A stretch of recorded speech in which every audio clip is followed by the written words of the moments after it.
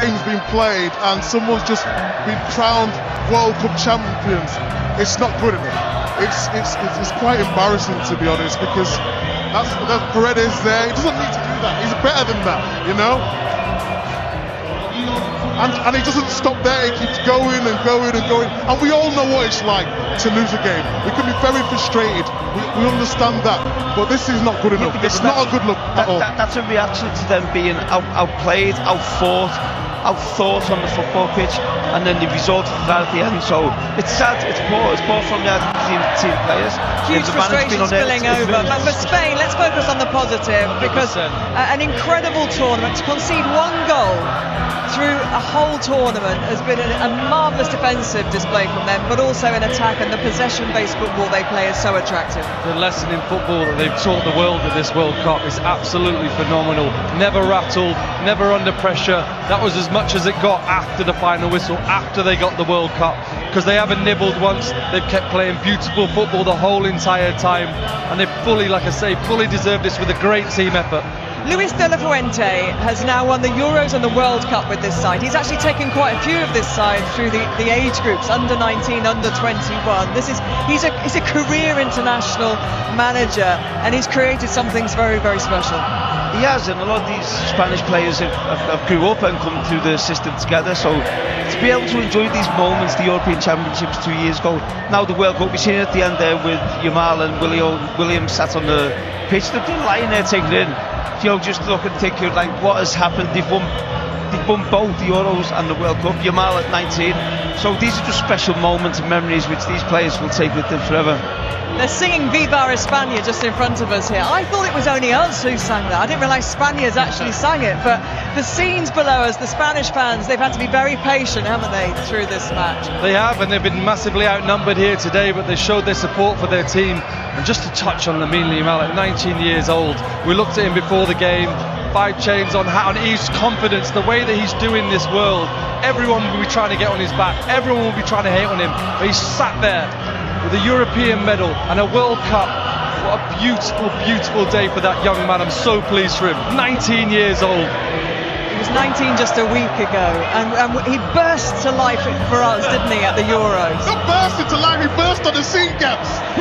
Well, we know he burst into life 19 years ago because we've seen him as a baby, of course, with Lionel Messi, and that handing over, if you like, of the baton. You know, we've seen Ronaldo depart potentially the international stage in this tournament. Who knows whether this will be the end for Messi, but when there is talent like Lamine Yamal, the game is in rude health. We call him Lamine the Dream, don't we? And I mean, Mbappe's been sensational. we do. And Mbappe's been phenomenal at this tournament too. But in terms of winning the Euros and the World Cup at 19, and coming into the tournament with an injury, a hamstring injury as well, and just growing into the tournament, and it was difficult for him today. Tagliafico was really tight to him, and the thing I liked about him most, he didn't react, because he was trying to get into his head, and you know what the game could have been like if he would have reacted, try to get him sent off, and he was just so calm. For someone at 19 to show that composure and be that good on the ball, he's an absolute superstar. Physically still growing as well. Not only did he not react, he stood up to it. He wasn't rattled, he didn't back down, he had the whole entire team trying to smash him. He just kept so cool, kept his head, kept trying to have those big moments. A real standout performance from him today. But what about the Spanish team is Yamal has had a difficult tournament. He hasn't been, at his best, what we've seen over the last couple of years. But then the subs which they've made, Moreno, Torres coming on today, winning goal, almost being in and out the team. The manager deserves a lot of credit for what he's built at this team. Yeah, and what he has built here is incredible team spirit. And a lot was made, actually, that there were no Real Madrid players in this team and in this squad when he selected the squad. Obviously there is now, because Cucurella has of course moved from Chelsea to Real Madrid, but there is clearly a plethora of stars, huge stars in this squad, but they work together.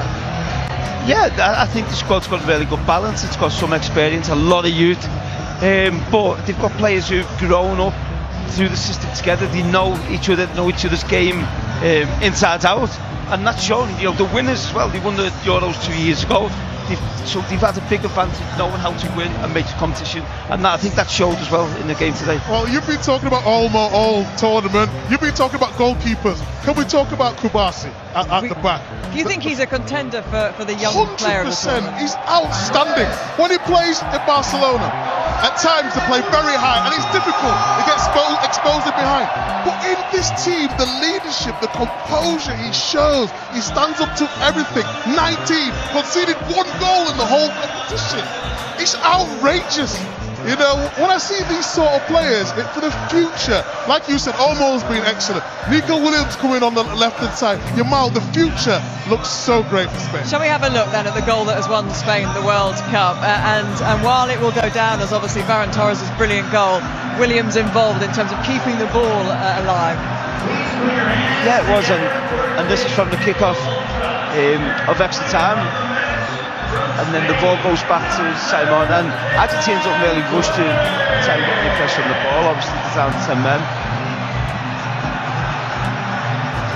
And then, yeah, Messi, obviously, they're playing a 4-4. Messi's not really helping out defensively.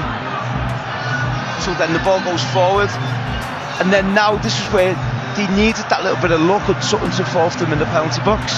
Well, that's the thing there, and this is what Joe was talking about a little bit earlier in the show. But what Argentina did, defended so well, and you see Simeone there with Torres when he comes onto the pitch. What the difference with Argentina? They were switched on. He switched off for a moment, and he gets punished. That is a different thing. They've got the numbers. That's not down to a numerical disadvantage. That's down to Simeone switching off. Brilliant from Nico Williams, and that finish, Wayne, on the half volley, left foot. It's incredible. It's a great knockback, but to finish it like that, have the composure at this stage of the game, to get the elevation just to get above the keeper, and the calmness, and hit it with the side foot and just guide it into the roof of the net. It's such a great goal.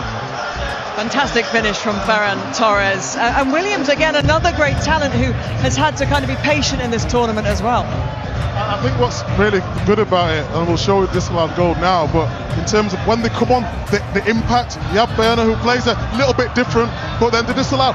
When you come onto the pitch, you have to have impact, and whether that's running in behind, and then this, unfortunately, it was given. But if you look here, the reason why it was not given, it was there, it was foul, Marino stands on. But is that enough? Is that enough for you? It's not enough, but it was given, and the referee didn't blow the whistle before the ball went in the net as well, so it was always going to be difficult. But we don't want to see goals disallowed for that. It's too easy. Spain could lose the World Cup because of that. I think it's absolutely ridiculous. Get rid of VAR, get rid of all these bad decisions. I hate it.